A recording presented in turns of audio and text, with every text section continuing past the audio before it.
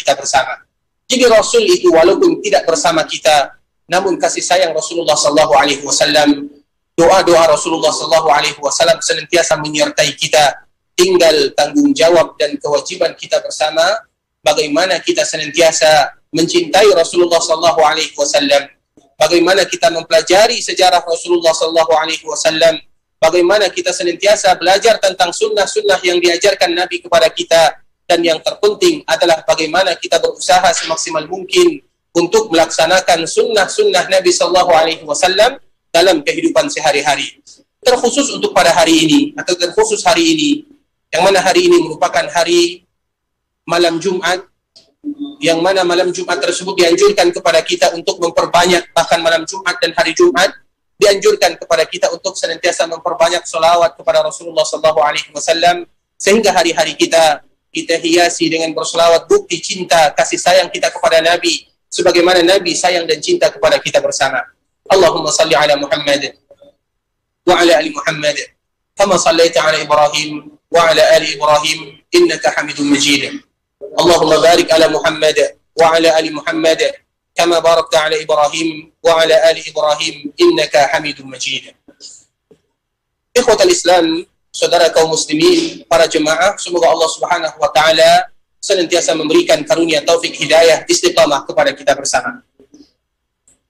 Pada kesempatan yang berbahagia ini, kita akan melanjutkan pembahasan yang sebelumnya telah kita bahas, yaitu bagaimana kita betul-betul mengindahkan dua hal yang itu merupakan kewajiban yang harus kita lakukan.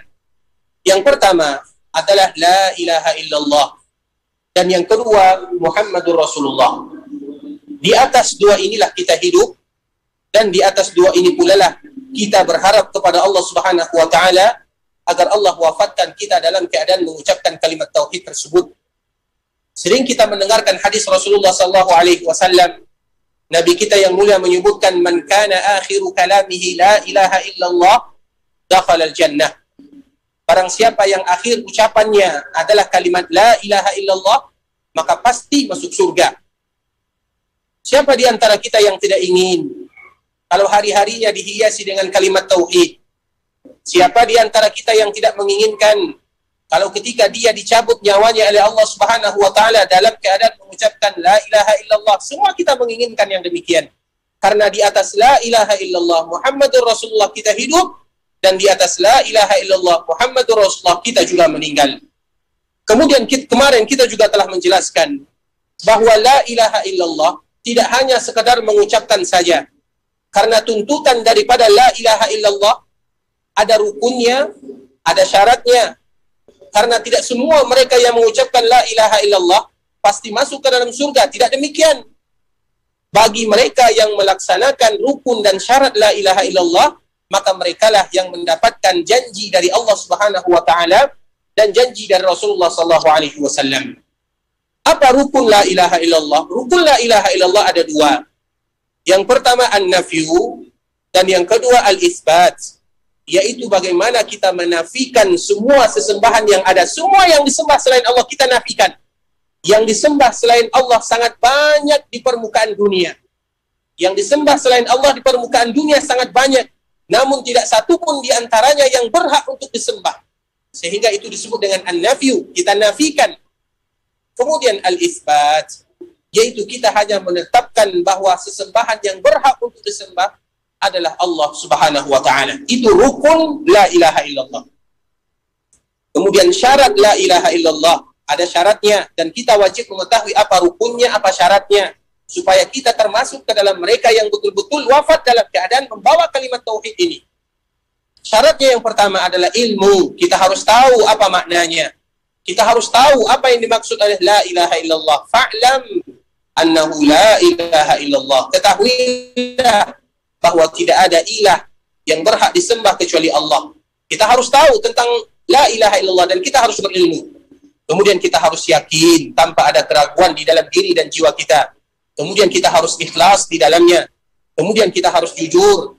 Kemudian kita harus cinta terhadap kalimat la ilaha illallah. Kemudian kita harus menerima dan kita harus tunduk dan patuh terhadap kalimat la ilaha illallah. Itu rukun dan syarat la ilaha illallah. Begitu juga dengan Muhammadur Rasulullah.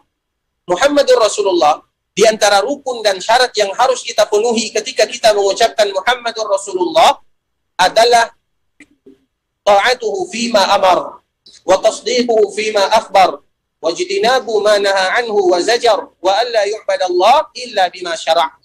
Yang pertama adalah mentaati seluruh apa yang diperintahkan Nabi kepada kita, karena itu merupakan kewajiban kita sebagai umat Rasulullah sallallahu alaihi wasallam. Yang kedua, membenarkan semua yang Nabi sampaikan. Semua yang Nabi sampaikan, tidak boleh ada keraguan di dalam jiwa kita. Apakah ini Nabi menyampaikan atau tidak? Tidak. Walaupun kadang-kadang apa yang Nabi sampaikan tidak masuk akal bagi kita. Namun itu apabila benar dari Nabi SAW, wajib bagi kita untuk membenarkan.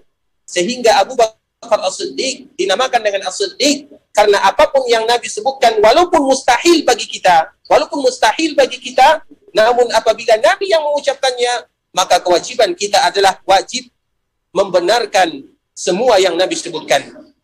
Kemudian yang ketiga, wajtinabu ma naha anhu wa zajar. Berusaha semaksimal mungkin meninggalkan apa yang Nabi tidak suka bagi kita untuk melakukannya. Dan kita juga telah menyebutkan bahwa yang tidak disukai oleh Nabi SAW adalah sebagaimana gangguan dan godaan syaitan kepada kita sebagai anak Adam. Karena syaitan sudah bersumpah kepada Allah Subhanahu wa taala, la uqiyannahum, aku akan menyesatkan anak Adam semaksimal mungkin, kata syaitan kepada Allah. Dan ini janji syaitan. Syaitan musuh kita dan wajib bagi kita menjadikan dia sebagai musuh. Bagaimana cara syaitan untuk menjatuhkan kita? Yang mana itu semua larangan dari Nabi sallallahu alaihi wasallam. Yang pertama, syaitan ingin menggoda anak cucu Adam melalui kesyirikan. Kalau dia tidak berhasil, maka dia akan melangkah ke jenjang yang berikutnya, berusaha menggoda anak Adam melalui pintu kebid'ahan. Kalau juga tidak berhasil, maka syaitan akan melangkah ke jenjang yang berikutnya, berusaha menggoda anak Adam melalui jenjang kemaksiatan dan kemungkaran. Kalau juga tidak berhasil, maka syaitan akan melangkah ke langkah yang terakhir. Dan ini adalah cara syaitan yang terakhir, akan menggoda anak Adam melalui cara was-was. Ini merupakan langkah cara syaitan untuk menyesatkan anak Adam, dan semua ini merupakan larangan yang dilarang oleh Rasulullah SAW. Kita berusaha semaksimal mungkin mengetahui apa yang menafikan kalimat tauhid dari bentuk kesyirikan, begitu juga dalam bentuk kebid'ahan, begitu juga dalam bentuk kemaksiatan dan kemungkaran. Karena syirik, bid'ah, kemungkaran itu semua adalah hal-hal yang bisa menafikan kalimat la ilaha illallah Muhammadur Rasulullah. Kemudian yang keempat, rukun dan syarat mengucapkan kalimat Muhammadur Rasulullah adalah wa alla yu'badallaha illa bima wa alla yu'badallahu illa bima syara'. Bahwa kita tidak boleh beribadah kepada Allah Subhanahu wa taala kecuali sebagaimana yang telah disyariatkan oleh Rasulullah sallallahu alaihi wasallam. Intinya ikhwatul Islam, ini merupakan konsep di atasnya kita hidup, dan di atasnya juga kita berusaha untuk wafat.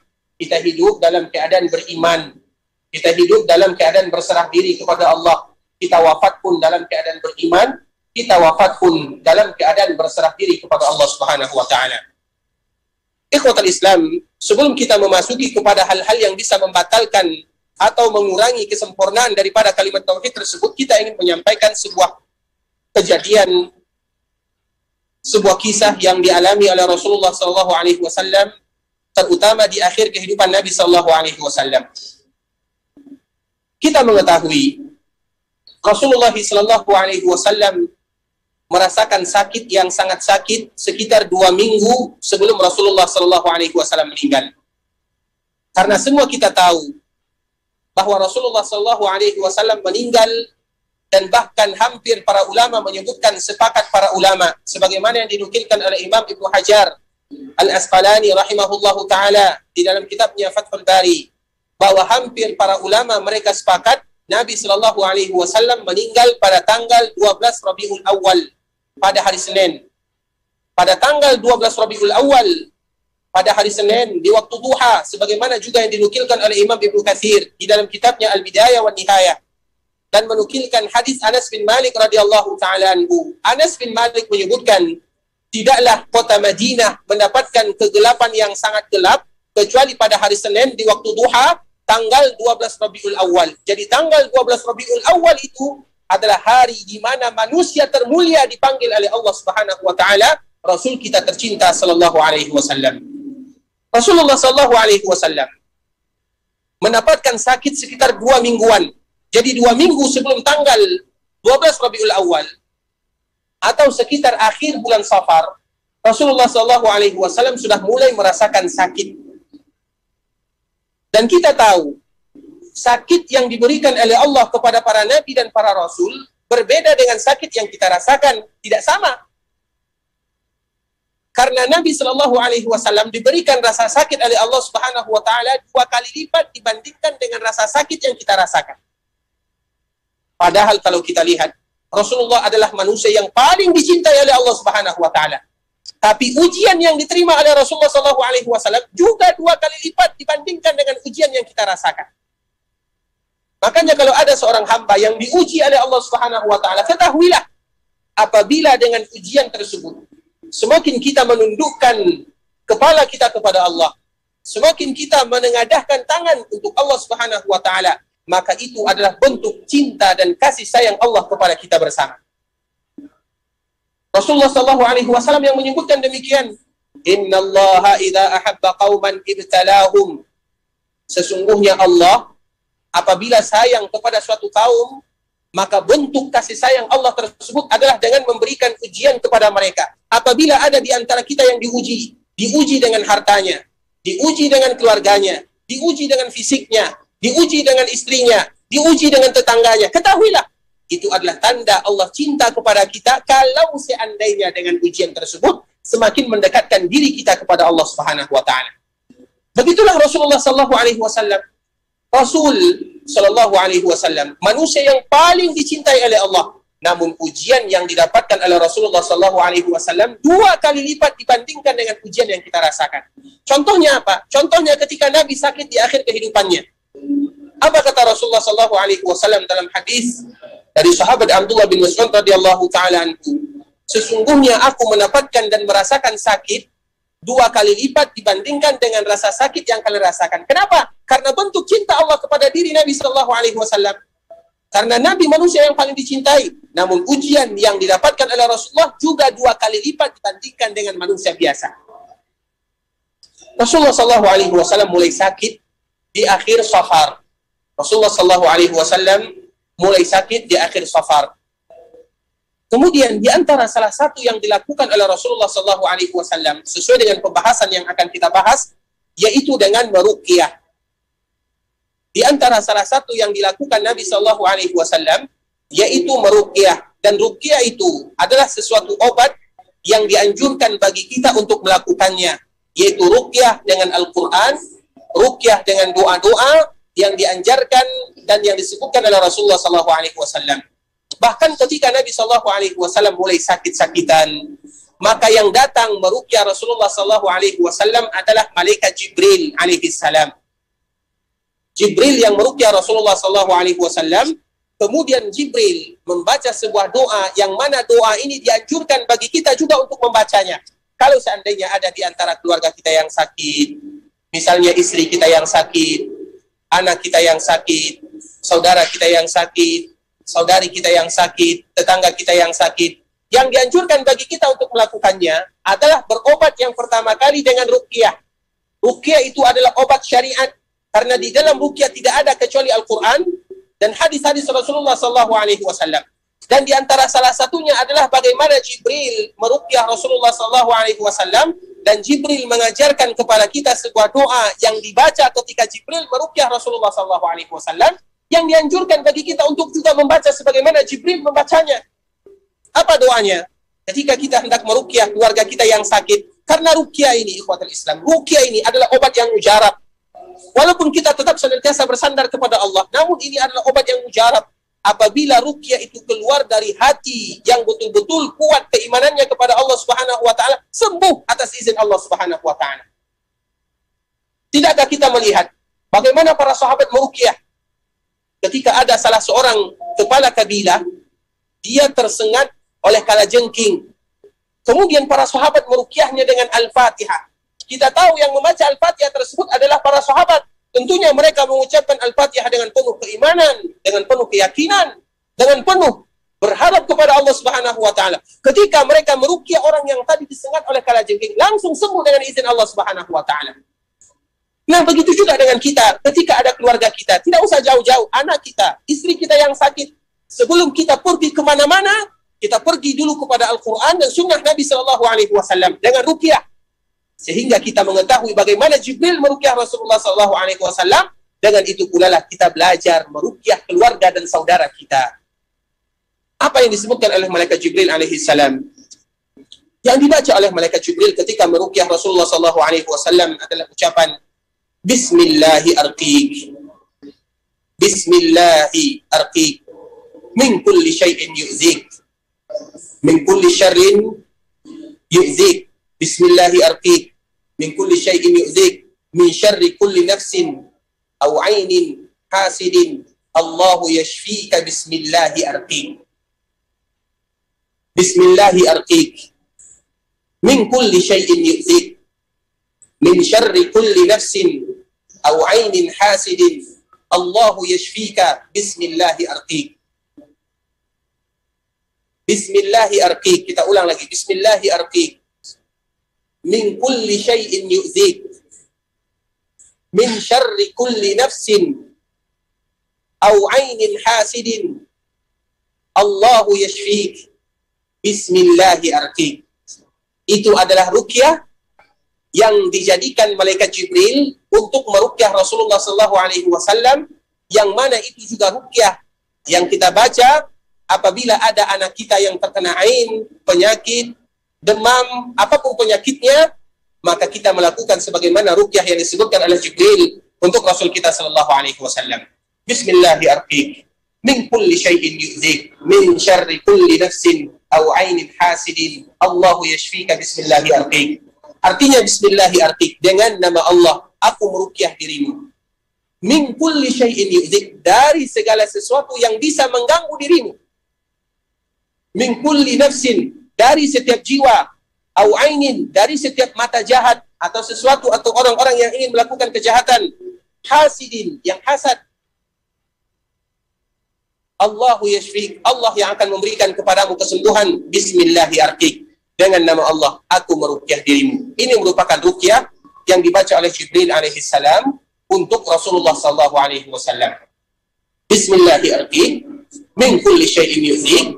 Min syarri kulli nafsin aw 'ainin hasidin. Allahu yashfika. Bismillahi arqiq. Ada yang sudah hafal? Siapa yang sudah hafal angkat tangan? Ada?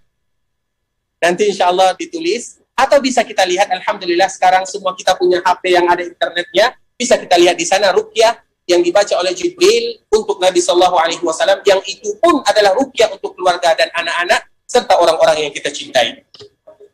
Kemudian ikhwatal Islam, saudara kaum muslimin, para jemaah rahimani wa rahimakumullah. Masih kita bercerita tentang Rasulullah SAW.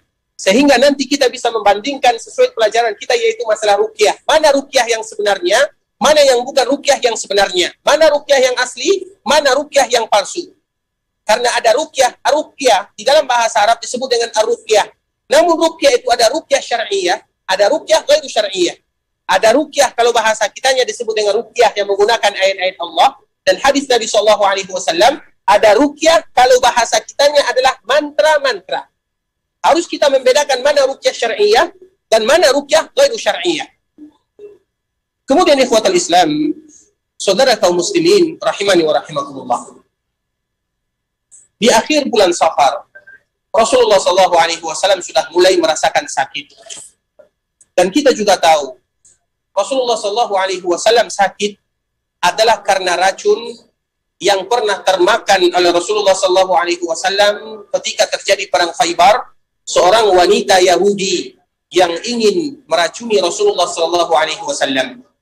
Kenapa Rasulullah SAW sakit? Salah satu alasannya adalah karena racun yang dimasukkan ke dalam makanan, kemudian makanan tersebut dihadiahkan untuk Rasulullah SAW setelah terjadi perang Khaybar, dan yang melakukan demikian adalah seorang wanita Yahudi yang mana dia tidak mau menerima kekalahan, sehingga dia membuat makar untuk Rasulullah SAW Dan perang Khaybar itu terjadi pada tahun ke-7 Hijriah dan baru didapatkan asarnya, dampaknya oleh Rasulullah SAW pada tahun ke-11 Hijriah di akhir-akhir kehidupan Rasulullah SAW, terutama di bulan Safar yang tadi telah kita sebutkan, di bulan Safar tahun ke-11 Hijriah. Kemudian mulailah Rasulullah SAW sakit-sakitan. Rasulullah SAW tidak kembali berefektif seperti biasa. Kemudian 5 hari ketika Rasulullah SAW hampir meninggal. Rasulullah meninggal pada hari Senin. Berarti hari Ahad, hari Sabtu, hari Jumat, hari Kamis, seperti hari Kamis, maka Rasulullah SAW sudah mulai sakit parah. Yang mana Nabi SAW bahkan kadang-kadang pingsan menahan rasa sakit yang dirasakan oleh Rasulullah SAW. Kemudian ketika Rasulullah SAW sakit ini, maka di sini dapat kita ambil pelajaran yang sangat berharga. Apa? Yaitu juga kembali meruqyah. Dengan ruqyah, karena ruqyah itu diberikan oleh Allah Subhanahu wa taala kesembuhan kepada orang yang meruqyah dan yang diruqyah. Namun harus ingat, penuh keyakinan dan keimanan bagi mereka yang meruqyah dan mereka yang diruqyah. Maka ini jugalah yang dilakukan oleh ibunda kita Aisyah radhiyallahu taala anha. Rasulullah SAW terbaring di akhir kehidupannya di rumah ibunda kita Aisyah yang ada di sebelah kanan masjid Rasulullah SAW. Karena rumah para istri Nabi SAW berada semuanya di samping kiri Masjid Nabawi. Semua rumah istri para Nabi. Istri Nabi SAW jumlahnya 11. Namun mereka yang tersisa bersama Nabi SAW adalah 9 orang. Semua istri para Nabi, rumahnya berdekatan. Rasulullah SAW sakit dan Rasulullah ingin sakit di rumah Aisyah karena Aisyah merupakan istri yang paling dicintai oleh Rasulullah SAW. Sehingga hari-hari terakhir Rasulullah SAW menghabiskan waktunya bersama ibunda kita Aisyah radhiyallahu taala anha. Dan Aisyah ketika melihat Rasulullah SAW merasakan sakit yang sangat kuat. Bahkan Rasulullah SAW sampai pingsan. Rasul kadang-kadang pingsan, kemudian disiramkan atau dipercikan air ke mukanya. Kemudian Nabi pingsan lagi. Itulah yang dilakukan oleh ibunda kita Aisyah radhiyallahu taala anha. Saking beratnya perasaan atau saking beratnya sakit yang dirasakan Nabi SAW. Pingsan Nabi SAW menahan demam panas. Kemudian apa yang dilakukan oleh ibunda kita Aisyah? Ibunda kita Aisyah mengetahui ruqyah. Sehingga ibunda kita Aisyah radhiyallahu taala anha meruqyah Rasulullah SAW. Dan kita tahu di antara salah satu yang harus kita lakukan ketika kita meruqyah adalah dengan meletakkan tangan kita terhadap orang yang kita ruqyah. Seperti misalnya anak kita yang demam atau sakit. Kita letakkan tangan kita di kepala anak kita, kemudian kita bacakan doa yang tadi, Bismillahirrahmanirrahim.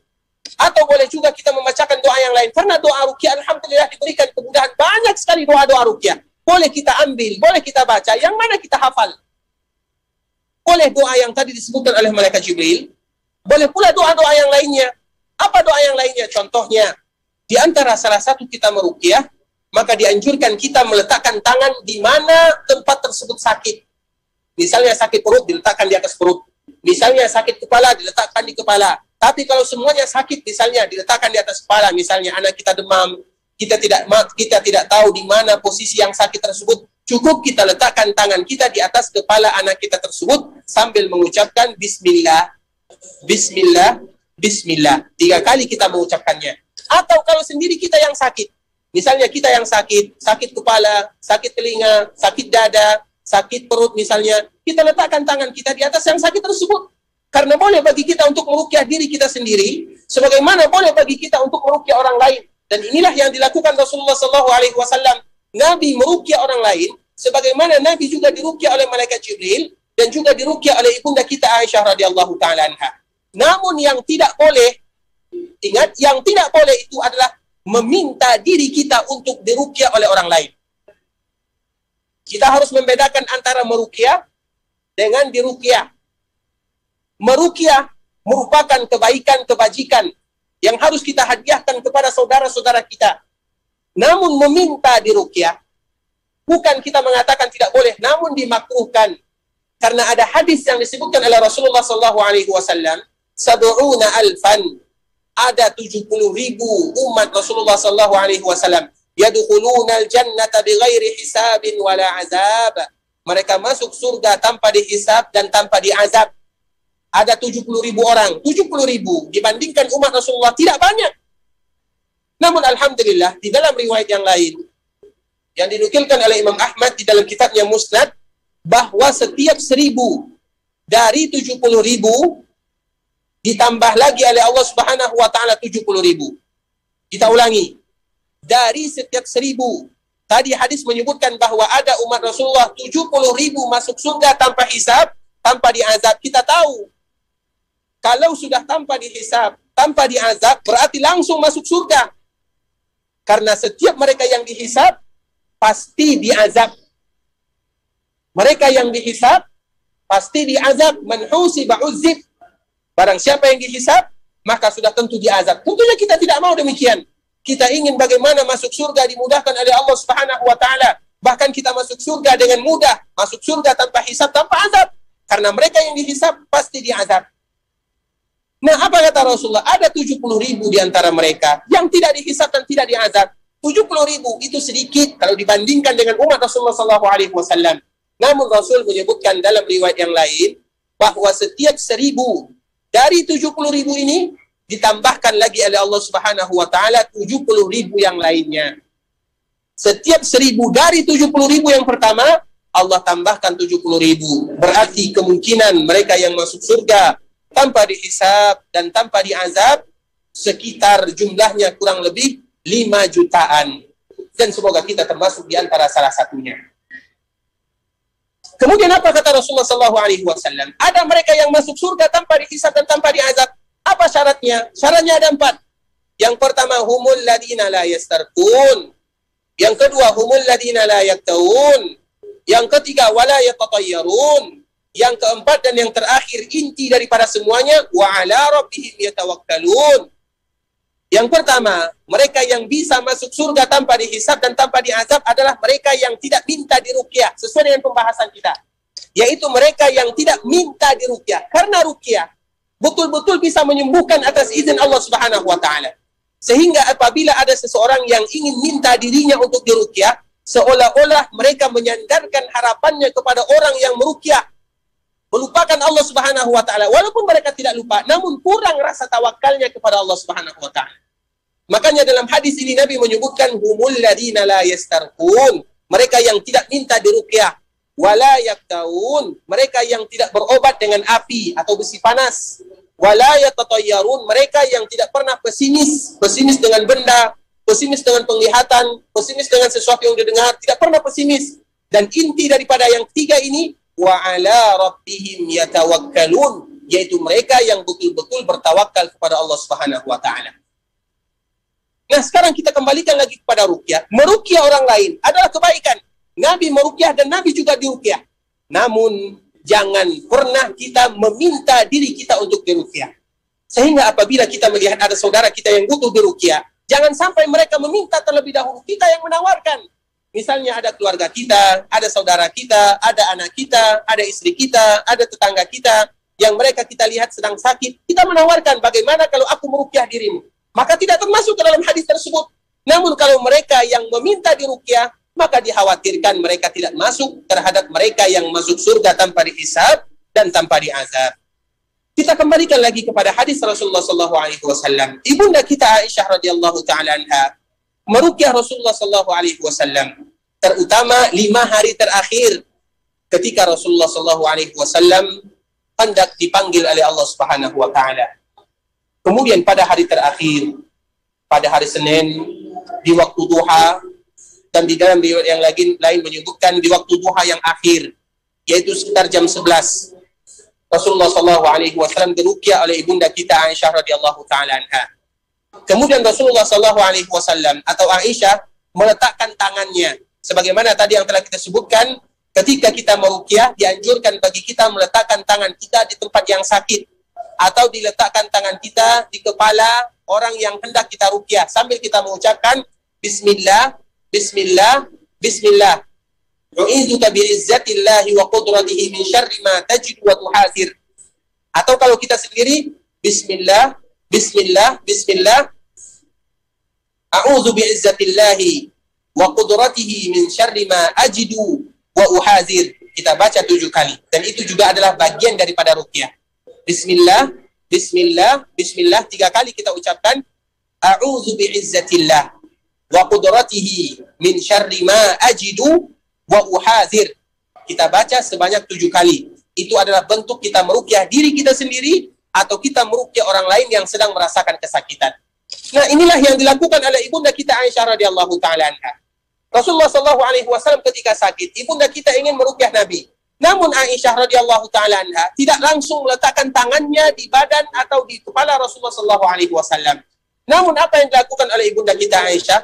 Rasulullah atau Aisyah mengambil tangan Nabi, kemudian meletakkan tangan Nabi tersebut di atas kepala Nabi, kemudian tangan Aisyah di atas tangan Rasulullah sallallahu alaihi wasallam.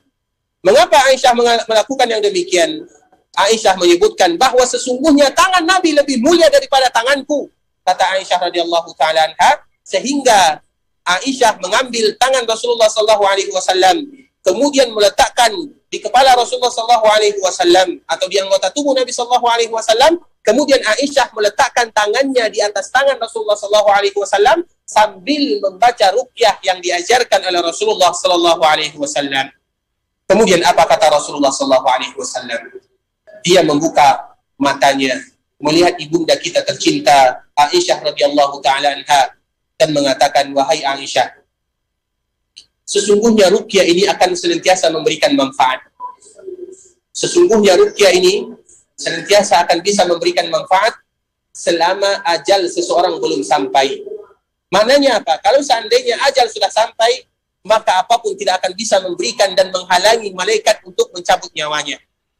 Kemudian setelah mengatakan yang demikian, Rasulullah SAW kembali mengambil tangan tersebut yang tadi dipegang oleh ibunda kita Aisyah radhiyallahu taala anha. Kemudian Nabi SAW menunjuk ke arah atas dan mengatakan Ar-Rafiqul A'la, Ar-Rafiqul A'la, Ar-Rafiqul A'la. Maknanya apa? Saya lebih memilih berjumpa dengan Allah. Saya lebih memilih berjumpa dengan Allah. Saya lebih memilih berjumpa dengan Allah, kata Rasulullah SAW. Kemudian Allah pun memanggil kekasihnya Rasulullah SAW dan tangan Nabi yang tadi ditunjuk ke arah atas mulai gemulai dan terjatuh ke tanah. Dan saat itulah Aisyah menyadari bahwa suaminya sudah dipanggil oleh Allah Subhanahu wa taala sambil mengatakan, Rasulullah tidak memilih kami, namun lebih memilih Allah Subhanahu wa taala. Rasulullah SAW meninggalkan kami untuk berjumpa dengan Allah Subhanahu wa taala, dan itu adalah akhir kehidupan Rasulullah SAW yang memberikan pelajaran kepada kita bagaimana ibunda kita Aisyah dengan Rasulullah SAW dan bagaimana pula kisah-kisah yang mereka hadapi bersama dalam keadaan suka dan duka. Mereka tetap bersama Aisyah radhiyallahu taala anhu dan Nabi kita yang mulia sallallahu alaihi wasallam. Ikhwatal Islam, saudara kaum muslimin, para jemaah rahimani wa rahimakumullah. Dari 2 hadis atau dari 2 kisah, kisah Jibril meruqyah Nabi sallallahu alaihi wasallam dan juga kisah Aisyah meruqyah Rasulullah sallallahu alaihi wasallam, dari sini dapat kita ambil pelajaran bahwa ada ruqyah syar'iyyah atau ruqyah yang betul-betul dianjurkan bagi kita untuk melakukannya dan mesti bagi kita untuk melakukannya. Sehingga ketika ada di antara kita yang sakit atau saudara kita yang sakit atau keluarga kita yang sakit, jangan langsung begitu saja. Kita hadapkan dulu kepada Allah Subhanahu wa taala.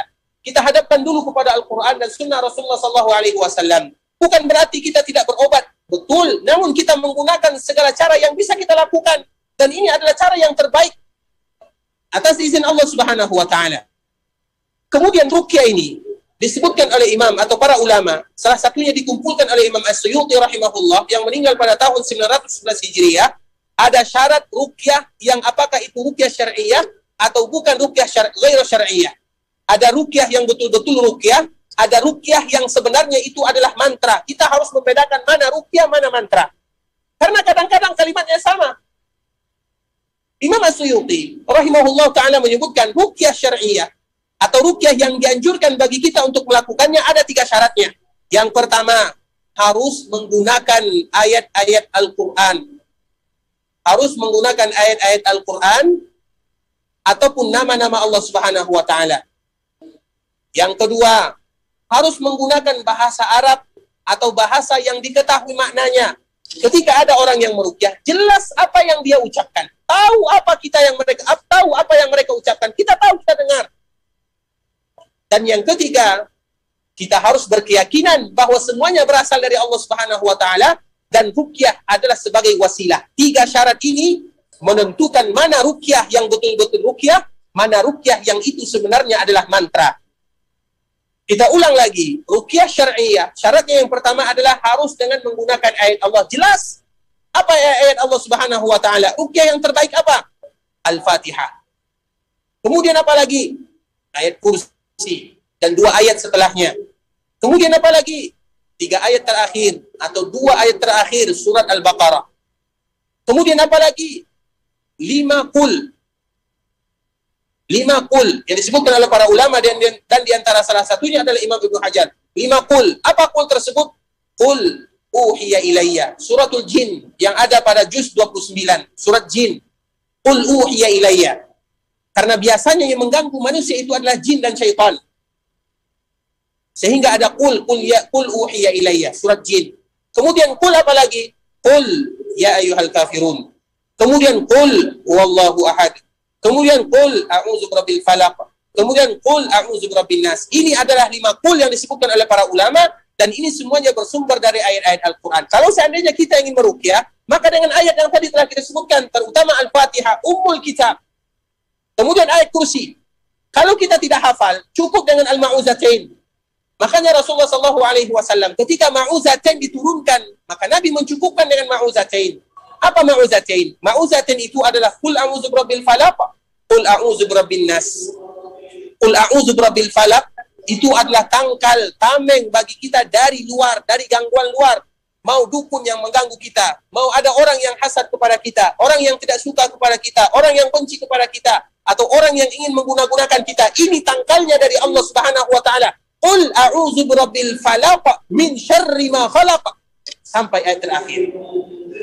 Kemudian qul a'udzu birabbin nas itu adalah tangkal, tameng bagi diri kita dari was-was yang berasal dari dalam diri kita.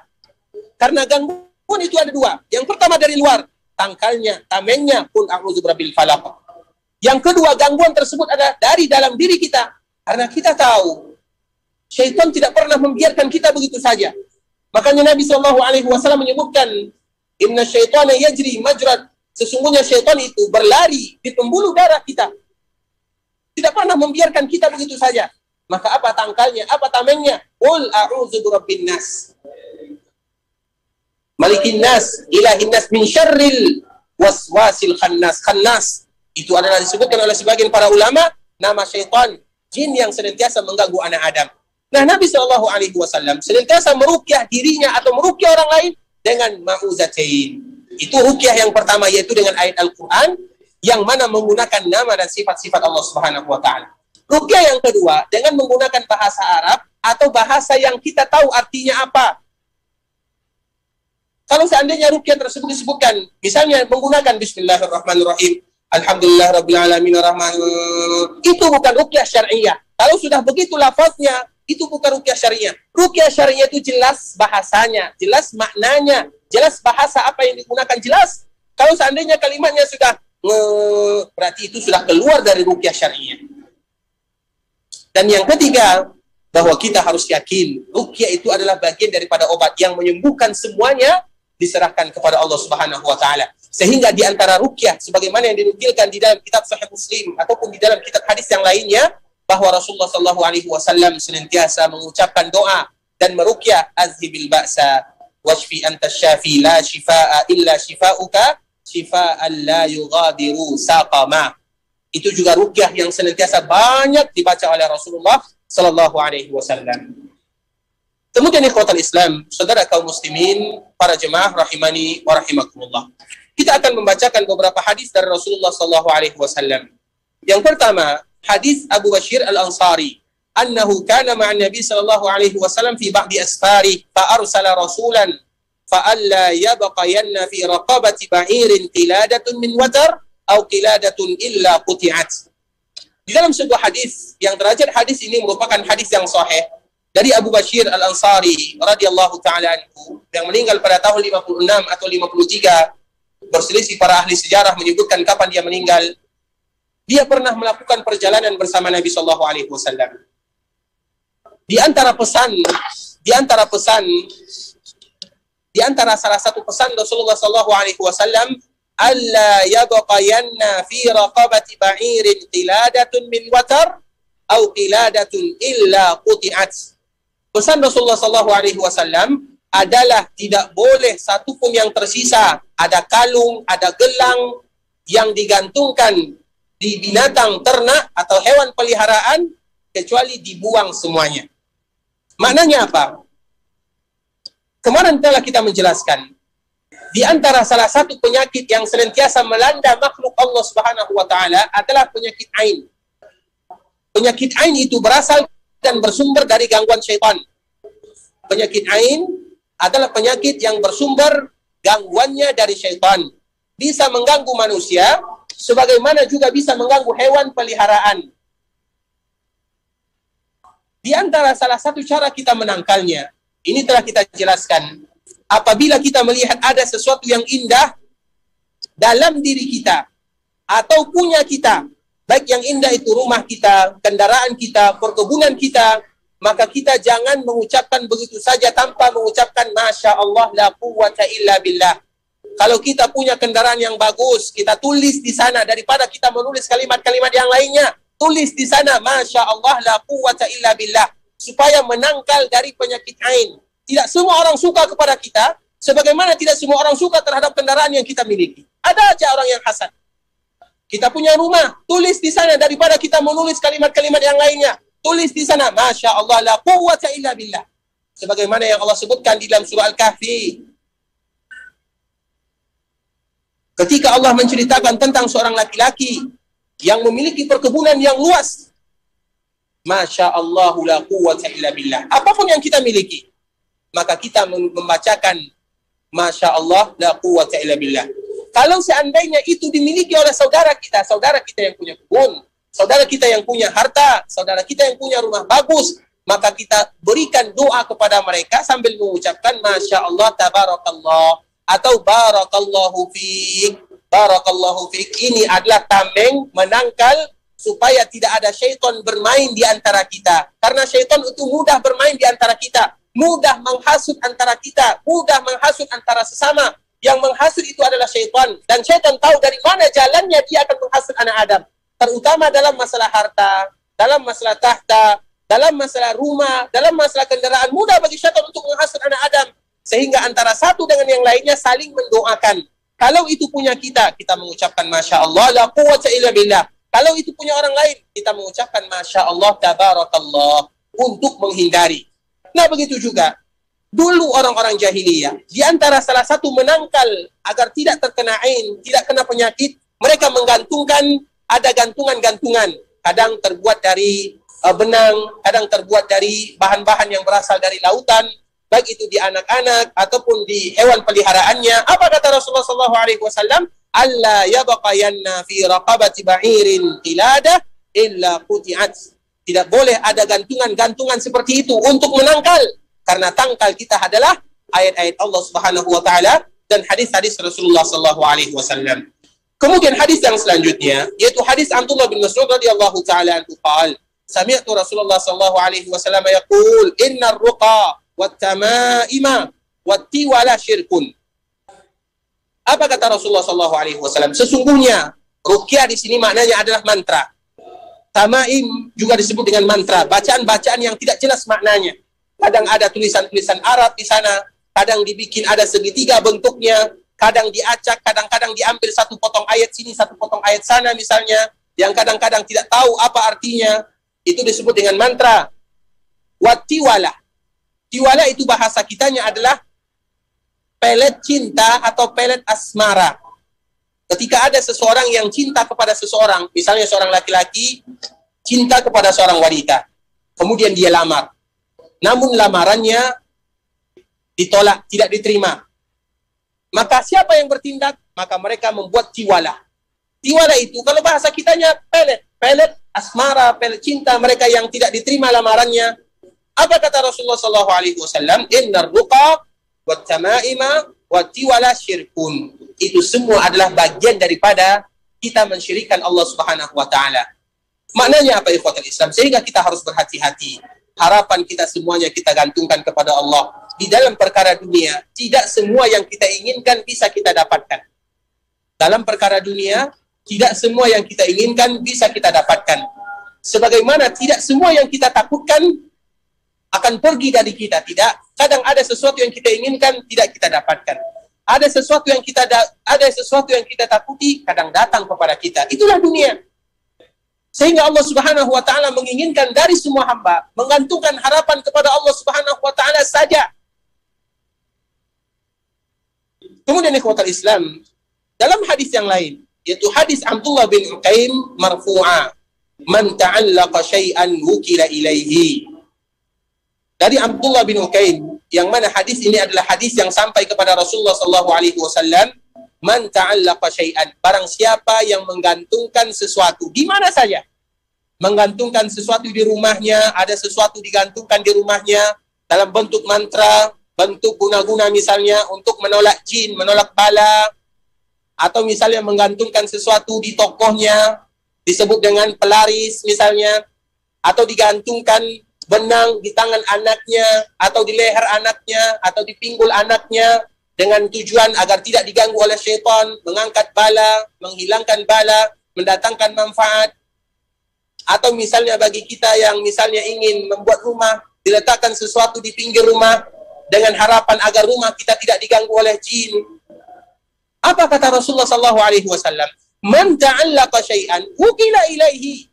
Barang siapa yang menyandarkan harapannya kepada sesuatu tersebut, yang digantung-gantung tersebut, maka Allah akan serahkan urusannya kepada yang tadi dia gantungkan.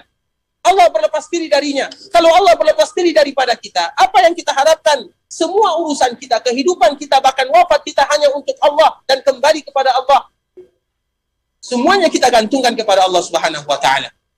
Memang itulah yang disebut dengan tatayyur. Kemarin telah kita bahas dan tadi telah kita sebutkan ayatnya atau hadisnya. Humul ladina la yastarqun wa la yaktawun wa la yatatayyarun. Di antara salah satu mereka yang masuk surga tanpa dihisab dan tanpa diazab adalah mereka yang tidak tatayyur. Tatayyur itu artinya pesimis. Apa makna pesimis? Pesimis dengan benda. Misalnya apabila ada burung ini datang ke rumah ini, maka ini tanda malapetaka. Itu namanya tatayyur. Apabila misalnya ada angka ini, seperti misalnya ada angka 4 atau angka 3, angka itu adalah angka sial. Itu namanya tatayyur. Misalnya apabila ada tanaman ini di rumah ini, maka akan menghasilkan ini. Itu namanya tatayyur. Itulah dari bagian daripada tatayyur. Dan orang-orang terdahulu, mereka tatayyurnya dengan burung. Sedangkan orang-orang sekarang banyak macamnya. Ada yang bertatayyur dengan burung. Misalnya ada burung hantu, apabila hinggap di rumah kita, maka itu pertanda malapetaka. Tidak ada satupun itu ikhwatul Islam. Kita gantungkan kepada Allah. Berat memang. Namun kita gantungkan harapan kita kepada Allah. Kita berusaha semaksimal mungkin menjaga hati kita. Bagaimana hidup kita, wafat kita, hidup kita, mati kita untuk Allah Subhanahu wa ta'ala. Sebagaimana ikrar kita bersama. Qul inna salati wa nusuki wa mahyaya wa mamati lillahi rabbil alamin la syarikalah wa bidzalika umirtu. Sesungguhnya katakan wahai Muhammad, salatku, hidup dan matiku semuanya untuk Allah Subhanahu wa taala. Jadi semuanya kita serahkan kepada Allah Subhanahu wa taala. Kemudian ikhwatul Islam, dan hadis yang terakhir yang kita bacakan pada kesempatan kali ini, yaitu hadis yang dikeluarkan oleh Imam Ahmad di dalam kitabnya Musnad dari Ruwaifi'. Qala li Rasulullah sallallahu alaihi wasallam, ya Ruwaifi', la'alla al-hayata satatulu bika fa akhbirin nasa anna man qa'ada lihyatah aw taqallada watara aw istanja bi raji'i dabbatin aw azmin fa inna Muhammadan bari'un minhu. Rawahu Abu Daud wan Nasa'i wa isnaduhu sahih. Rasulullah sallallahu alaihi wasallam pernah menyebutkan dan berkata kepada Ruwaifi', salah seorang sahabat Nabi sallallahu alaihi wasallam, wahai Ruwaifi', la'alla al-hayata satatulu bik. Semoga Allah memberikan kepadamu umur panjang, dan ini adalah di antara bentuk kenabian Rasulullah sallallahu alaihi wasallam. Kalau seandainya umurmu panjang dan pasti panjang umur wafat tersebut, fa'akhbirin nas, maka sampaikan, kabarkan kepada manusia. Apa yang harus dikabarkan? Anna man aqada lihiyatah, barang siapa yang mengikat jenggotnya. Kita kadang-kadang melihat ada orang yang punya jenggot, kemudian jenggotnya diikat seperti wanita mengikat rambutnya. Anna man aqada lihiyatahu au taqallada watara, atau ada di antara mereka yang menggantungkan watar. Watar itu bisa jadi diambil dari barang-barang laut atau sesuatu yang dijadikan sebagai jimat. Sesuatu yang dijadikan sebagai jimat dalam kehidupannya. Awistanja biraji', atau mereka beristinja dengan tulang hewan. Apa kata Rasulullah sallallahu alaihi wasallam? Fa inna Muhammadan bari'un minhu. Sesungguhnya Rasulullah sallallahu alaihi wasallam berlepas diri darinya. Tentunya kita berhati-hati ikhwatul Islam, karena kita kembalikan lagi kepada konsep kehidupan kita, bahwa kita hidup di atas kalimat La ilaha illallah Muhammadur Rasulullah, sebagaimana kita juga ingin wafat di atas kalimat La ilaha illallah Muhammadur Rasulullah. Dan harapan kita bersama, atau yang Allah inginkan dari kita bersama, adalah menggantungkan semua harapan kita kepada Allah Subhanahu wa Ta'ala. Semua harapan kita, permintaan kita, keinginan kita, semuanya digantungkan kepada Allah Subhanahu wa Ta'ala. Dan dengan menggantungkan harapan tersebut kepada Allah Subhanahu wa Ta'ala, maka dengan itulah Allah Subhanahu wa Ta'ala akan memberikan kepada kita nikmat yang sangat indah, yaitu masuk surga tanpa dihisab dan tanpa diazab. Kemudian hadis ini bukan hadis, namun ini merupakan asar dari Sa'id bin Jubair radhiyallahu taala anhu qala man qata'a tamimatan min insanin kana ka'adli raqabah, rawahu Waqi'. Barang siapa yang menghilangkan mantra, yang menghilangkan jimat dari seseorang, maka seolah-olah dia sudah memerdekakan seorang hamba sahaya. Maknanya apa? Saling tolong menolong di dalam kebaikan. Ketika kita melihat ada orang yang menggantungkan harapan kepada selain Allah, mulai menggantungkan harapan kepada jimat, mulai menginginkan dagangannya laris karena ada jimat pelaris, ada jimat ini, ada jimat itu, ada jimat ini. Ingat, ikhwatul Islam, kita saling memberikan nasihat satu sama lainnya, bahwa harapan kita digantungkan kepada Allah Subhanahu wa Ta'ala.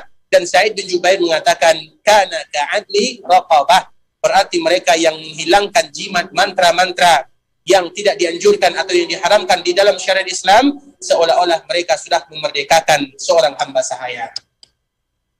Ikhwatul Islam, saudara kaum muslimin, para jemaah rahimani wa rahimakumullah. Tentunya kita senantiasa berharap kepada Allah Subhanahu wa Ta'ala, terutama di majelis kita yang tercinta. Tidak ada keindahan yang paling indah bagi kita bersama kecuali kita senantiasa memuji Allah Subhanahu wa Ta'ala terhadap segala limpahan rahmat, kasih sayang dan karunia-Nya kepada kita. Di mana kita bisa duduk di Masjid Rasulullah sallallahu alaihi wasallam.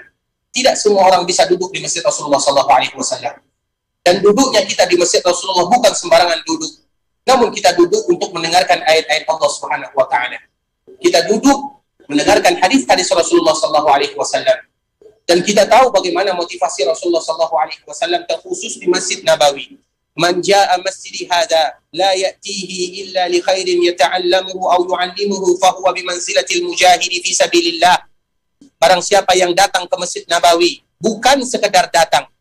Barang siapa yang datang ke Masjid Nabawi membawa visi dan misi mencari kebaikan, belajar kebaikan, baik dia yang mengajar atau dia yang belajar Al-Quran, membaca Al-Quran, melakukan ibadah, melakukan kebaikan-kebaikan yang lainnya, duduk di tempat yang bagus, duduk di masjid yang indah, masjid nomor 2 yang paling mulia. Nabi sallallahu alaihi wasallam menyebutkan fahuwa bimanzilatil mujahidi fi sabilillah.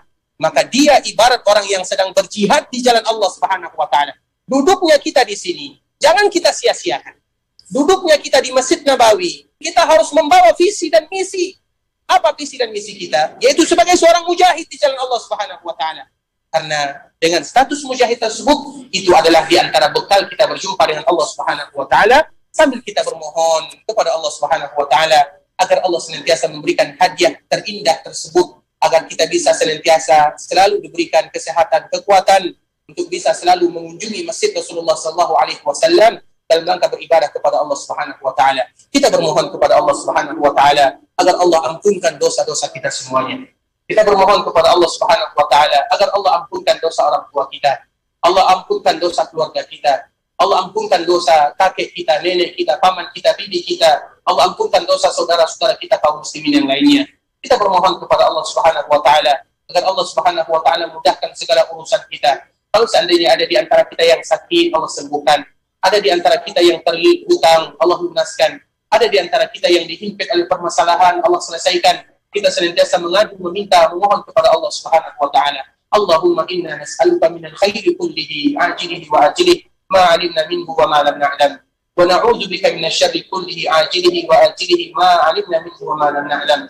Allahumma inna nas'aluka khaira ma sa'ala 'abduka wa nabiyyuk wa na'udzu bika min syarri ma 'ada bihi 'abduka wa nabiyyuk. Allahumma inna nas'aluka al-jannah wa ma qarraba ilaiha min qawlin wa 'amal wa na'udzu bika minan nar وما قرب إليها من قول وعمل. اللهم إنا نسألك أن تجعل كل قضاء قضيته لنا خير. اللهم هب لنا من أزواجنا وذريتنا قرة أعين واجعلنا للمتقين إماما. ربنا اصرف عنا عذاب جهنم إن عذابها كان غراما إنها ساءت مستقرا ومقاما. ربنا ظلمنا أنفسنا وإن لم تغفر لنا وترحمنا لنكونن من الخاسرين. ربنا آتنا في الدنيا حسنة وفي الآخرة حسنة وقنا عذاب النار. Ikhwatul Islam, saudara kaum muslimin, para jemaah rahimani wa rahimakumullah. Semoga Allah Subhanahu wa taala menerima amal ibadah kita. Allah menerima doa-doa kita semuanya. Allah kumpulkan kita bersama keluarga dalam keadaan sehat walafiat. Insyaallah semoga kita ketemu lagi pada keesokan harinya dalam pembahasan yang lain insyaallah taala. Dan sampai di sini dulu pembahasan kita, dan kita senantiasa mengingatkan kepada kita bersama untuk menjaga protokol kesehatan. Iltazimu bil ijra'atil ihtiraziyah wat tadabir al-wiqaiyah. Itu kita senantiasa menjaga protokol kesehatan, permintaan dari pengurus Masjid Rasulullah sallallahu alaihi wasallam demi kemaslahatan kita bersama. Yang benar dari Allah Subhanahu wa taala, yang salah dari diri kami pribadi karena kurangnya ilmu kami, karena kebodohan kami, karena kejahilan kami. Dan kita tutup dengan membaca doa kafaratul majlis. Subhanakallahumma bihamdika asyhadu an la ilaha illa anta astaghfiruka wa atubu ilaik. وصل اللهم وسلم على نبينا وحبيبنا وسيدنا محمد وعلى آله وصحبه وسلم تسليما كثيرا. السلام عليكم ورحمة الله وبركاته.